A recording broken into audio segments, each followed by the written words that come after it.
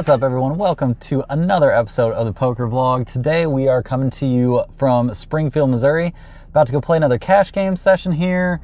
Things did not go our way the last time out, but that's okay. I think we played okay. We didn't run great, but you'll have that. Ran like God in the session before that for our biggest win ever. So if you guys haven't seen that video, you should probably check it out. It's going to be one of the most viewed videos on my channel. So that was pretty exciting.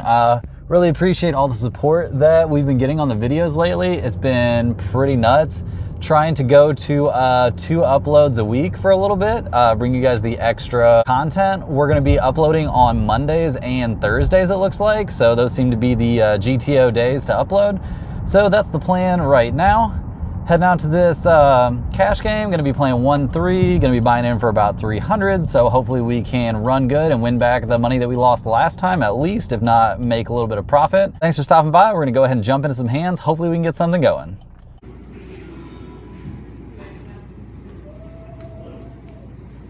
Okay, so very first hand of the night. I sit down, I'm in the cutoff, I've got $300 and I'm looking at pocket nines.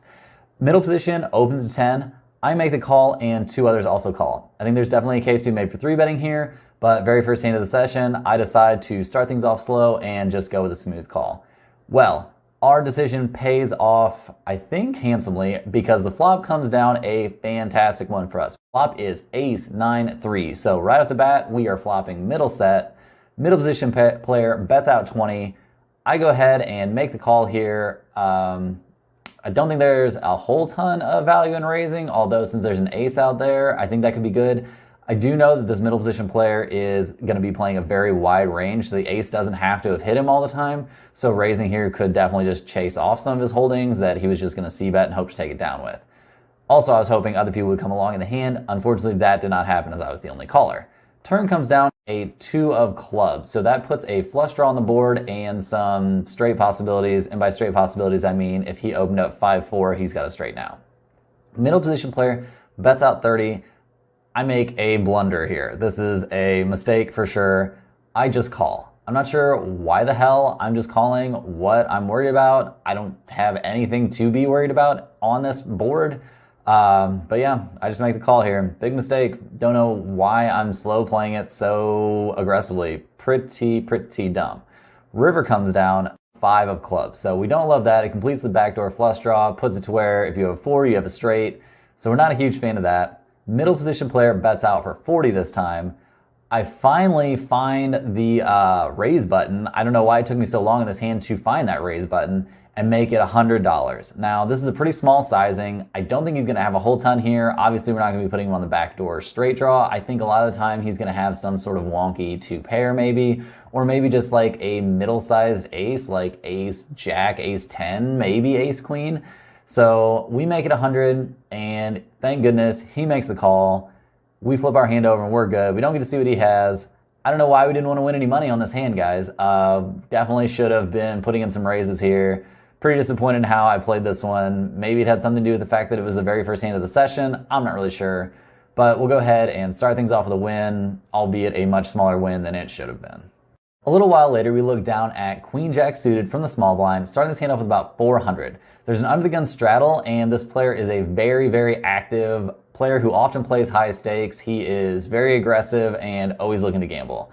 The action limp folds to me in the small blind. I go ahead and make it 20, and the under the gun player who straddled is the only caller. Flop comes down jack high with 2 hearts, so pretty happy about that. I go ahead and bet out 20, which seems a little bit on the small side, and the under the gun player calls. Turn comes down 9 of hearts, so it immediately completes the front door flush draw. We do not like that at all. I go ahead and check, and the under the gun player leads out for 25. For this small sizing, I don't think I can really go anywhere. He would do this with a lot of hands. He would maybe even do this with he would actually for sure do this with a 9. And any hand that has a even medium-sized heart would certainly do this as well. The river comes down the 2 of hearts. So we, obviously not having a heart here, are very frustrated by this turn of events. I go ahead and check. Under the gun player bets out $50. I don't think I have any other option here besides to just fold. Pretty disappointing. Honestly, flopping top pair against this guy with 400 in front of me is an opportunity to win a large amount of money, and it just doesn't work out for us with that kind of run out. So On to the next one, I guess. The next hand we're going to look at, I've got a pretty solid holding. I've got ace queen of diamonds from the button, and I'm starting this hand off with about 300. I go ahead and open to 20 after in an under the gun straddle pot after the action limped or folded to me, and the big blind calls, under the gun player calls, and middle position limp calls. So off to see a flop. Flop is ace of spades, 4 diamonds, 10 of hearts. So a pretty good flop for us. Cannot be upset about this one at all. Action checks to me. I go ahead and lead out for 35. The big blind calls, and then we get some really weird news. The under the gun player shoves all in for $350. Just rips it in there. Pretty weird. Middle position player folds. I end up thinking about this for a good bit. Now, I know this player is a very tight player, like a very tight player. I don't know really what the deal is, why he could be doing this. I guess he could have pocket 4s or pocket 10s, or surely not aces. I think he could have ace king here. So anyway, I end up folding, and the big blind also folds, and the under the gun player shows down ace king.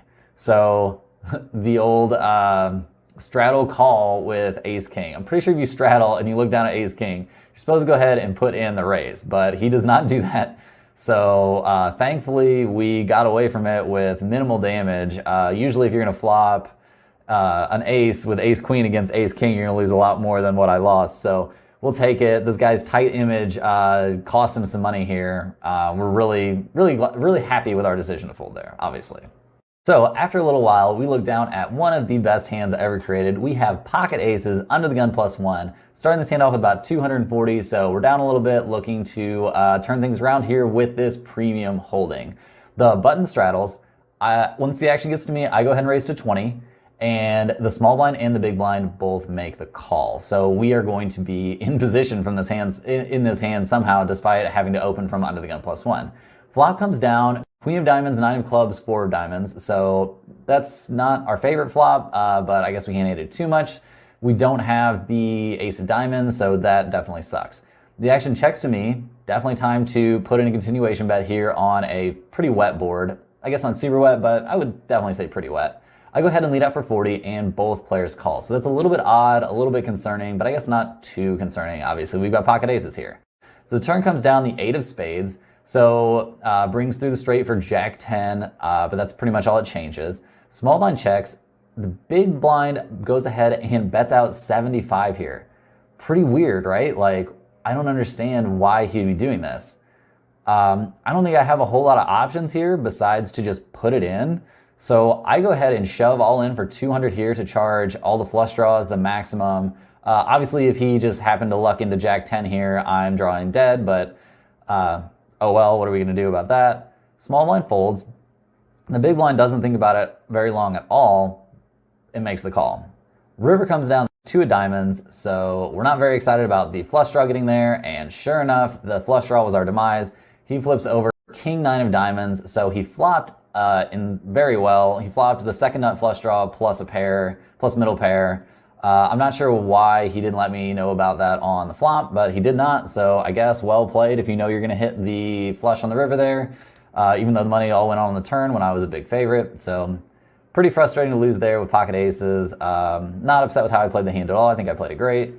Yeah, very disappointing outcome. What are we going to do though? So after getting stacked there with pocket aces, we have $100 left in our pocket, and we decide to go ahead and short stack it a little bit and rebuy for $100. I don't think this is a great idea. Depending on how the game is playing though, it can be okay. I do think it was like moderately okay, but I'd rather just be in there for the maximum amount, which is something that I've adjusted to, and that's what I'm doing now. This is a session from a little while ago, as you guys will see, but yeah. So anyway, not necessarily advocating short stacking here, but that's what I'm doing. I look down at king queen suited from the hijack, starting this hand off with about 95 left out of my $100 rebuy. I go ahead and open to 15. There's no straddle his hand, so it had either limped or probably just folded to me. Button calls, and a middle position player who had limped makes the call. Flop comes down, a great one for us. Flop is king high with 2 hearts, so sucks that there's 2 hearts, I guess, but king high, we got top pair, we've got a short stack, we're looking to get it in. I go ahead and lead out for 35.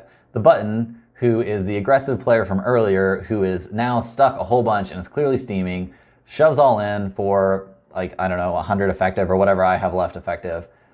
I obviously have no decision here. I've got top pair, good kicker. I make the snap call. He shows us ace of diamonds, 5 of hearts. So we are in a great spot. He's drawing very thin, clearly needs a 2 or some sort of running cards. Turn comes down the 9 of hearts. So a terrible card for us. Now he has a crap ton of outs, but we're still in pretty good shape. River comes down, the 8 of hearts.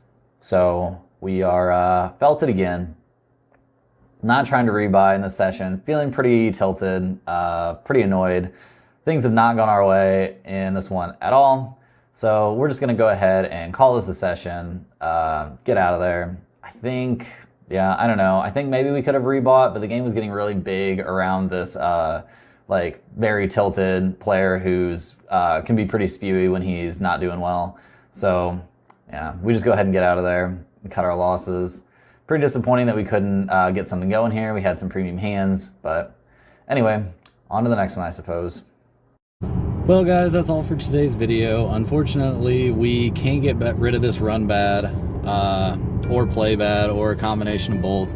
Not super unhappy with how I played, also not super happy with how I played. So not really sure what to do besides keep studying and keep grinding. Hopefully we'll be able to find some winning sessions here pretty quick. I've still got faith. I hope you guys still do too. Thanks for watching. Give this video a like if you enjoy the content, and subscribe to the channel if you want to see more. Everything's been going really well video-wise, so we'll certainly take that. We've got some good episodes coming, so get excited. We're going to get some wins here. I believe in us. See you guys next time.